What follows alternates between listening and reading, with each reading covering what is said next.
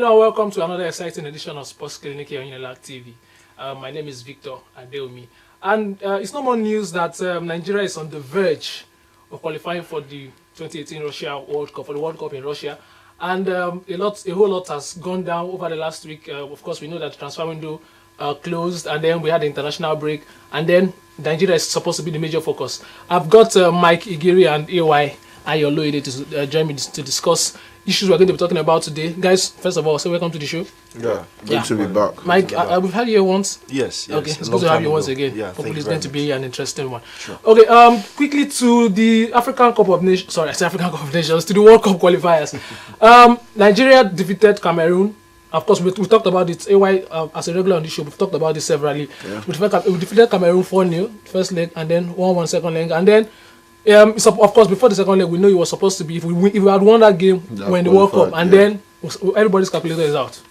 Well, not really. Our job is still the same. We just need to avoid defeat against Zambia, and we'll be in Russia because of the head-to-head rule.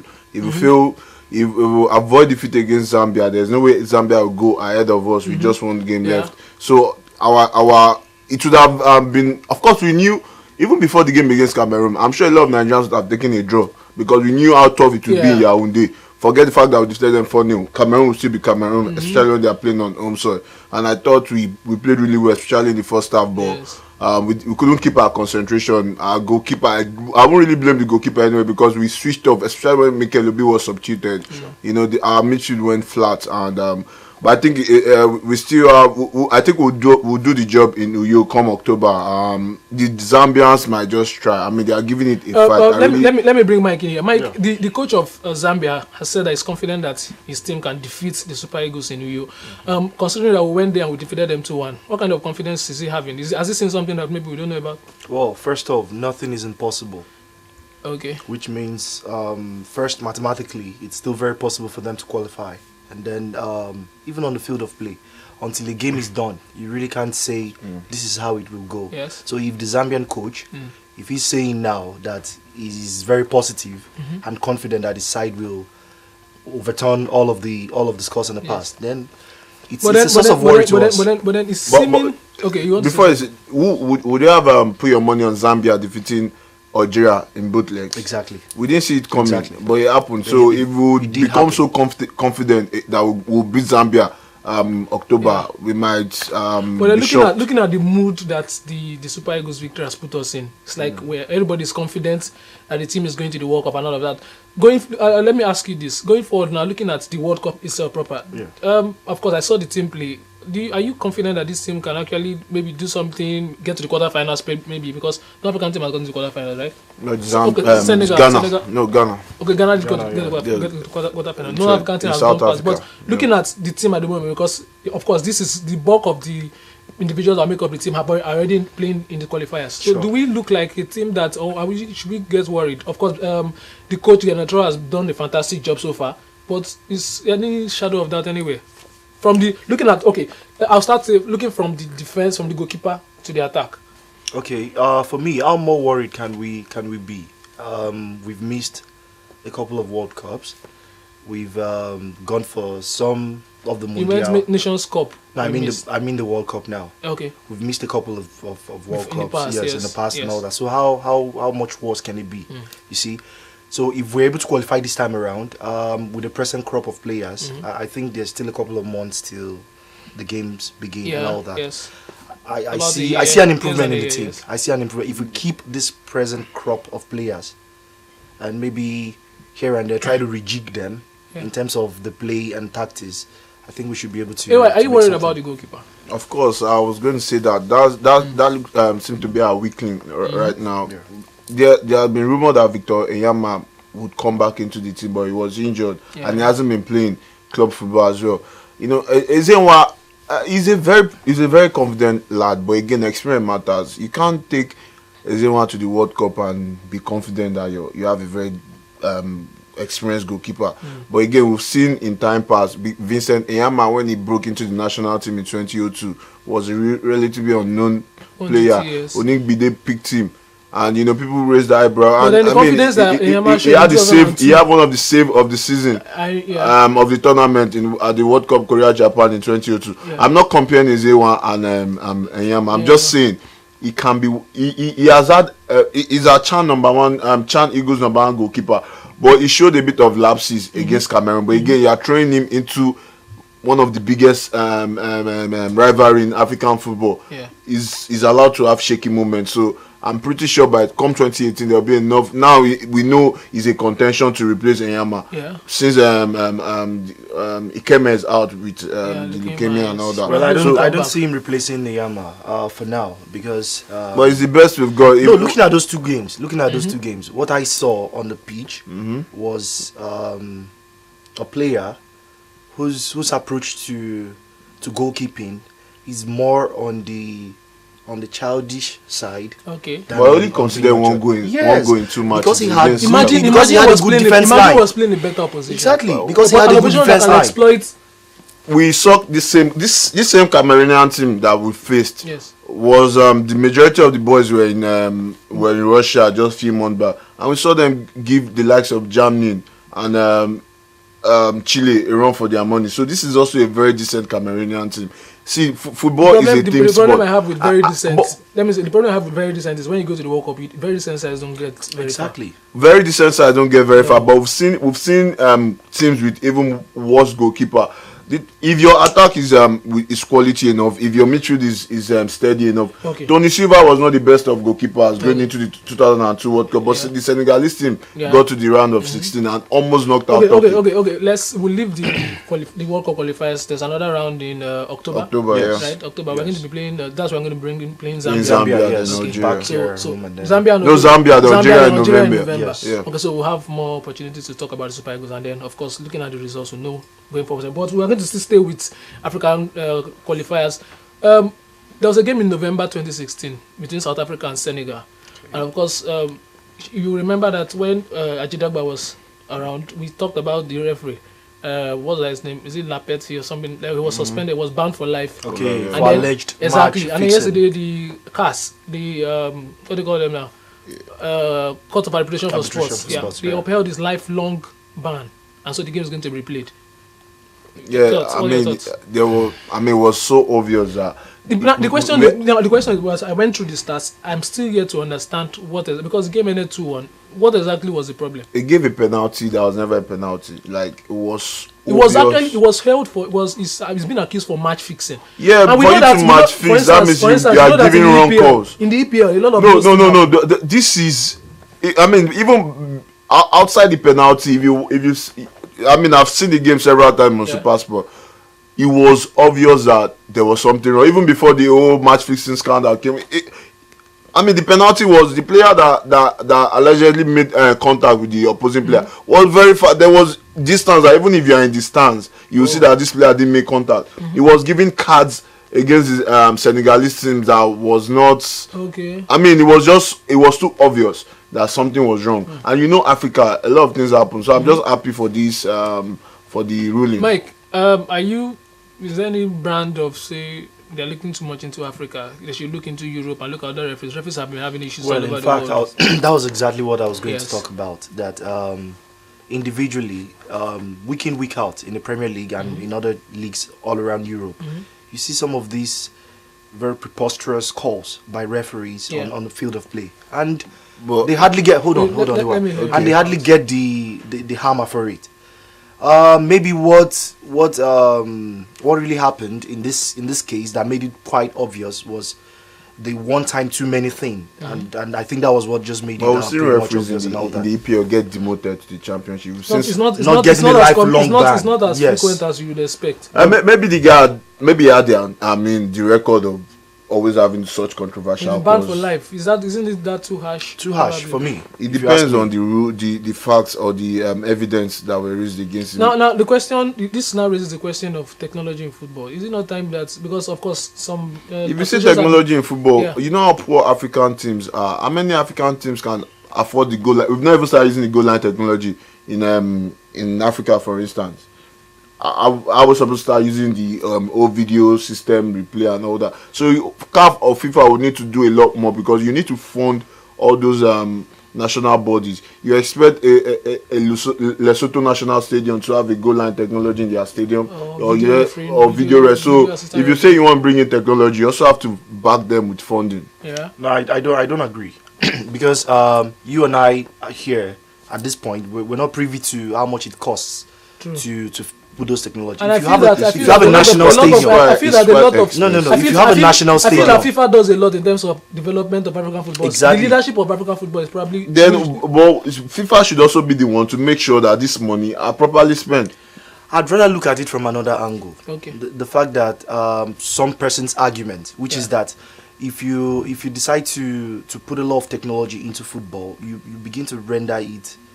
You begin to remove the human part of it because the error and all of those things are those things that eventually. But then the money involved in football, it should not be given room for those kind of errors because people spend a lot. Fans come to see quality games. Correct decisions are supposed to be the what I'm going to say now. It's supposed to be the epicenter. But did you see the Confederations Cup, for instance? Yeah. You saw the amount of minutes that was taken away from the game. Because it was so obvious.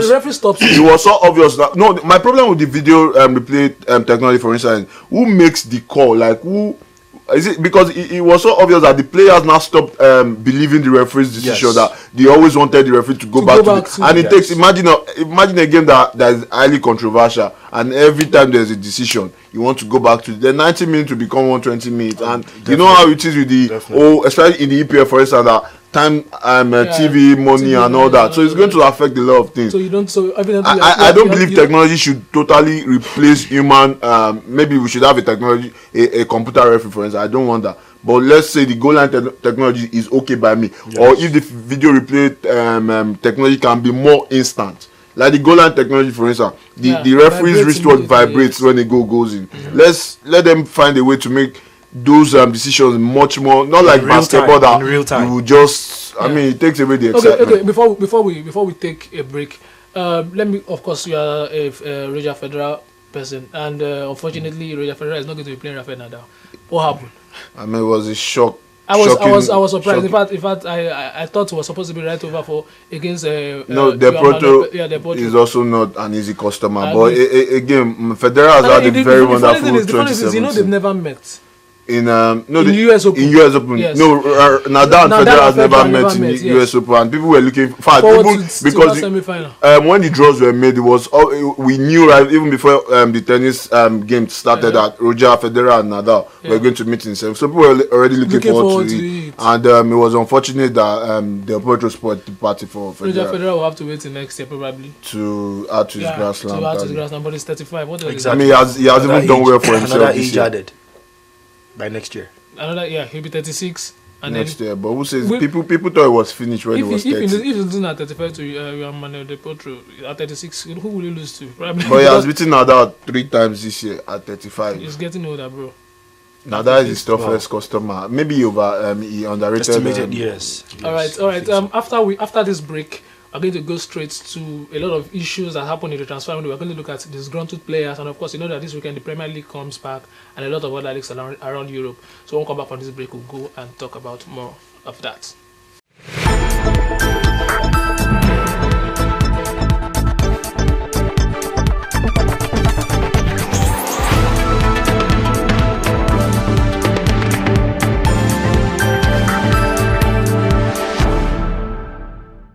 Alright, welcome back to the show. It's still Sports Clinic here on Unilag TV, and of course I've still got Igiri Mike and Ayolo here with me in the studio. The transfer window, of course, we know that is it 1 week already? Yes. Deadline day. Yes. And the news is Alexis Sanchez is still an Arsenal player. Congratulations to me. Felipe Coutinho is still a Liverpool player, and Diego Costa didn't have his move. Still going to play in the Blues of Chelsea. Unfortunately for the rest of us, he has been a thorn in the flesh of. Okay, yeah, you see, we're even perfectly split. Chelsea fan, Man U fan, Arsenal fan, nice. Yeah. Just like Liverpool fan is not here. All right. What we're going to be talking about now is I'm going to say player power. Okay. It's like player power who has been has received a hit sort of. Because player power, Sanchez wanted to leave for Manchester City, Coutinho wanted to leave for Barcelona, Costa wanted to leave for Atletico Madrid, and probably wanted to leave for somewhere else before Atletico Madrid in January. And then it didn't work out. And then they're going to be playing for their clubs. Coutinho has said it's not going to play for Liverpool in the Champions League. Diego Costa has not been included in the Champions League squad. He's refused to come back to England. He's still in Brazil. And Sanchez, of course, Sanchez is saying he's going to do well. He's going to try and do his best for Arsenal in this last season. So we're going to ask. I'm going to start. It's not going to be an argument. It's going to be more of a discussion because I know both of you are going to start a shouting match. I don't want that today. So looking at these players, let me start with Coutinho. Coutinho's situation has been difficult. He said he wanted to leave. He expressed his desire to leave. Barcelona expressed interest. They wanted to pay the reasonable amount for Coutinho, and Jurgen Klopp said no, he's not leaving, and then he succeeded. I'd like to know first. Is it just Klopp's decision? Yeah, Klopp was the most vocal Klopp party. or Klopp? Did you say No, Klopp? not Jurgen Klopp. Yeah, Jurgen Klopp. He It was was- the most vocal. No, Liverpool eventually wanted to sell, but the money they asked for because there was a press The press conference like a conference. few days back that But I think Liverpool came out to say that wasn't true. Liverpool said they never asked for 200 million, and then people were saying that there was an intermediary. but it was obvious that Barcelona made a genuine bid, yes, interest. yes. But I think I'm happy as a Premiership fan. I mean, we've seen La Liga big boys come over to England to bully these English teams. We all know the story of how Ronaldo when Beckham left United, and all that. So this is a very big statement. There's big money in EPL. You can't bring in money and think you can bully EPL teams. I think that's what Liverpool just proved, that we don't need your money. But Mike, keeping an unhappy player, a player that doesn't want to play for you in the club, don't think that. But for instance, I will give you the instance of Alexis Sanchez. Bob Wilson is an Arsenal legend. He was a goalkeeper at Arsenal. He said that he agrees Sanchez is a good player, but he's heard from sources that the guy can be trouble in the dressing room, and a lot of players want him out because he doesn't want to be there anyway. Now, keeping an unhappy player, somebody that doesn't want to be in the team, doesn't mean that he doesn't believe in the cause anymore. For instance, I'm going to give the example of, remember the Liverpool Arsenal game where Liverpool defeated Arsenal 4-0, and then Chamberlain was a major highlight in that game. He wanted to leave for Liverpool, and he didn't show up. He didn't turn up. So keeping players like that, doesn't it affect the overall morale of the team? Maybe affect. Well, if I was considering Arsenal and the Sanchez scenario, it would play out just like you've asked. Yes. But I think it's a bit different for Liverpool. Situation. Okay. The reason is because without Coutinho, so far this season they've done very well for themselves. I think they are they have 7 points, and they are like is it third? Then the first page. Let's just say the first page. They are third on the table. No, I know you're feeling sad. Don't worry. So they've done well for themselves, and that's without Coutinho, which means without him, obviously they'll still stand and be able to make with whatever they have. It's 3 games into but I the think season. for me, hold on, before we go into that. Okay. For me, I think it's more of what AY has talked about, which is the fact that these teams, a team like Liverpool is here to make a statement that we're big enough. If it's about the money, I'm not sure. I think as of the time they made the third bid, I think it was okay to have sold him, but I'm sure it was more than that. It was, in fact, it is more than that for Liverpool, and I think. What exactly is it then? It's about showmanship. You just can't come. You can't just come from your somewhere best leg, and you say it brings confidence to the club. It brings. No, but you can't see. I get your point from saying you said you're keeping another happy player. I'll give. David De Gea was Madrid bound. Of course, it was the fax issue that stopped the deal. Let me say, it all boils down to the manager. You need to make him believe again in this team. Fine, you wanted to leave and the move did not work out. You need to give in. We are not saying you can't leave in January, but while you need to make them believe that you are playing for the badge. I think it boils down to Arsene Wenger now to make Sanchez to calm his head down, because you can't say Arsene Wenger is not big enough to influence. Sanchez wanted to leave. No, I'm more interested in the Coutinho-Costa case, because Sanchez has not come out. First of all, Sanchez did not request. Coutinho would need to realize that this was a Liverpool team that made him. He was an outcast in Inter Milan. Yes. Liverpool gave him a new life. He's played 5 years for them. Yes, and Liverpool gave him a new life. If he was when he was being benched in Inter Milan, where was Barcelona then? This was it. So these are things club would make Coutinho understand. We are not saying he would not leave eventually, but while you are still here, but then the statement is clubs like Barcelona don't come around every day. Yeah, there's a word I don't want to use it because but they don't care. jump. They don't come around a second time, sort of. Of course, except for players. If Barcelona really want Coutinho, they will come back for him. We still have the January transfer window by the corner. But I'm with Liverpool on this.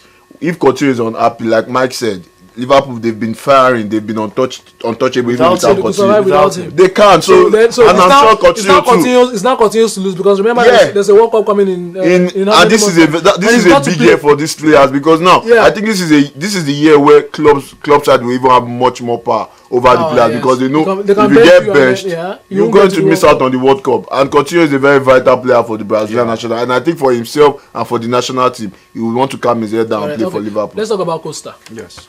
Yeah, that's why I said let's talk about Costa. I'm looking at you. Let's talk about Costa. Well, the young man, he's refused to come back to England. Yes, I think Costa's case is different from Coutinho's because different, yes. there was no direct clash between Coutinho and Klopp. Yeah. But this is even before the old transfer window came. Since, like the news we heard since January. Yes, that's when Costa and Coutinho. And then of course remember we know the story of the text message. I don't want you in my team. You're not in my plans for next season. Costas refused to come back. Now I heard that the last report I read was that his car has been binned to from his deck Coban training ground his deck where has the senior boys cleared train. out. His deck has been they cleared moved out. his car to but now the question junior, is it the problem of Conte's man management or Costa's stubbornness? I think it's a combination of those two things and maybe a little more. I'm trying to understand what exactly Conte wants from Costa because he wants to leave. Of course, he can't leave, but then refusing to play him, and of course he's refusing to come back. It's like there's something. No. You would understand from the manager's point of view because I think for him, what he's looking at is Costa is a big man in Chelsea. True. He's pivotal to practically the way we play and all of that. So if you're a manager and you have a disgruntled player and you want to keep him out of the team and see what you can make with the rest of what you have, and maybe that's why he's been very forthright in telling him you're not in my plans for the seasons to come. You get for me though, just to in the line of Giggs. He was talking some time back at the BBC, Super Sports Studios, and he did mention something, which is that he's not very happy with the way players are behaving these days, considering the fact that when you have a contract with a club, so to honor the contract, right? You honor the contract until you leave. Okay. So you cannot receive monthly wages and choose not to play well. Or to show up for training, like they are doing. And I don't know, this whole thing just started recently. It didn't used to be like that. Remember the story of Dembele? Dembele, you know, Dortmund. You ask yourself, a 19-year-old, right? A 19-year-old throwing such tantrums, and you ask yourself, what's happening to football? I think the big money in football has made players so greedy and crazy. I think for Chelsea, I think they should. We are hearing stories that they want to charge Costa to court for not return. I think it's a bit confusing. Does Conte now suddenly want Costa back into the team? Wow. If Costa wants him, I'm hearing the management. I think it appears is pleading that yes. So if Conte wants him back, then I don't see any reason why Costa shouldn't return. You can decide of course, January, you can still push for a move in January. But these people, they're paying your wages. So as Chelsea stop paying Costa's wages, I think Chelsea they have every right to charge Costa to court if he refuses to come back. Because to be honest, it's going to set a precedent. If Chelsea allow Costa do this and do it and get away with it. The likes of Hazard not even in Chelsea alone. Not Chelsea, in other teams they will start holding. We've even seen how players hold club for ransom. So this Costa issue will set a new precedent. Precedent rather. We've seen him in Brazil playing with the Atletico Madrid just while you are still a Chelsea player. It doesn't make any sense. So I hope for the sake of football, Chelsea will make Costa a scapegoat. All right, guys. As we round off today's edition of the show, the Premier League is back, and of course there are 3 big games. The biggest 3 big games, 1 big game, 2 other normal games. The biggest of which is Liverpool playing City. Let's quickly preview those games before we leave. So Liverpool are going to be hosting City, right? Yeah, City hosting Liverpool. City are going to be hosting Liverpool. It's going to be an exciting game because first of all, I expect goals. Of course, you see both teams have been. Especially Liverpool.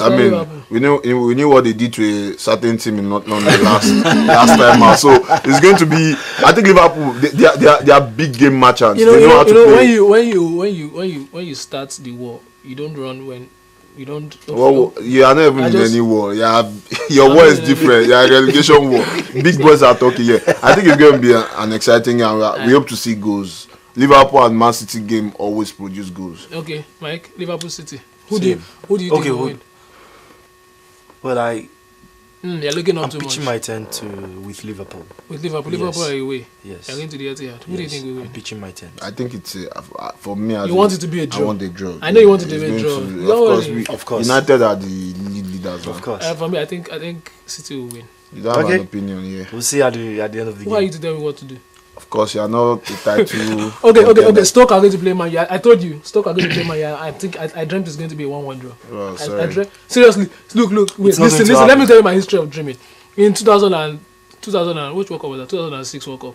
We were playing England. I Okay. dreamt it was going to be a draw. 0-0 draw. 2006. 2006. I remembered. Okay, 0-0 draw. It So how was come 0-0 draw. how come you've not had any dream that Arsenal will win the league or something? No, because it's not going to happen anytime soon. Whenever it's going to happen, I'm telling you, You this see is going the to dream. on Saturday. It's going to be a 1-1 draw. No, I think not. They're going away to Stoke, dude. Lukaku is on fire. Do you know? No, I mean, it's not about Lukaku. no, it's not. Of course, about for you Please to win games, Please, for you to win hello. games against. I'm not saying it's about Lukaku, but you need your strikers to be firing. United dropped a lot of points last season against teams like Stoke because they were wasteful in front of goal. Well, So I think Man United will win not because they will play better, but because Stoke hasn't been very good. But they defeated us now. of No, course, but that they haven't doesn't. been mean They have. That's been their only they have victory this season. They've not been very good. Against to be Everton, when honest. they lost 2-1, they played better than Everton. But they played- lost. But they lost. They haven't been very good this season. Their third game, they won. They drew. They drew. Yeah. So- Against who? I can't remember. I know it was So for in- me, So, for yeah, me, they I'm are- saying, they are on 3 I'm points. saying Man United has the. Okay, they day. drew. No, Yeah, they they don't drew. They have are on 4 points. points. Not because they will play better, but simply because We are Man United. Stoke- Okay, guys. After the most important game, Arsenal is going to play in Bournemouth. You know. that's supposed to be the most important Exactly. game. Excuse me, I determined the agenda. Okay. Yeah, right. So Arsenal game is a champions. Is a very. Is a I think championship. Bournemouth will do one over Arsenal. You don't want to put your money on it. Come on. Let's. Okay, in other leagues, Barcelona are going to play in Espanyol. Yeah, it's an what do they call themselves? It's a walkover. What's the name? The derby now. It's a Catalonia derby. Catalonia derby. Messi should show up. He shows For up. me, against for me, it's Espanyol. a And Dembele is walkover. going to be making his debut. Derby. Yeah. I mean, something to Hopefully. It's going to be an exciting game for me. I've budgeted my Saturday 12:30 City game, 3 o'clock Arsenal game, 5:30 United game. So my Wow. Saturday. So if you want to see me on Saturday, It's an action you have packed to day. speak to my secretary. I'm talking to you ahead of Sunday. All right, it's been a very exciting time. So final words as we leave. Of course, looking forward to the weekend. Well, Yeah. Chelsea. I Yeah, expect that's that true. we. I expect that we How did we try and miss over- Chelsea? Chelsea We didn't talk about Leicester. Yes. That was a bigger game than even the Bournemouth You know- Arsenal you picked. Than even no, that they were Manchester Stoke. The press in the It's the EPL prefer Arsenal because Arsenal fans make them money. But those are the last two The champions last are two meeting. champions. It's going to So, be a draw. Yeah, no. Don't do excited. I hope we win. Okay, so final words anyway. I mean, watch out for Lukaku, my man, the main man. I look at you and I shake my head. All right, it's been an exciting time. We hope that you join us next time as we continue to preview. Of course, there are a lot of games coming up in the Premier League season. And then one more thing before we go. The Champions is going to start after this weekend. The Champions is going to start. Okay, I'm not a Champions League. All right, so we'd like you to join us next time as we continue to look forward to other Premier League games and, of course, more information in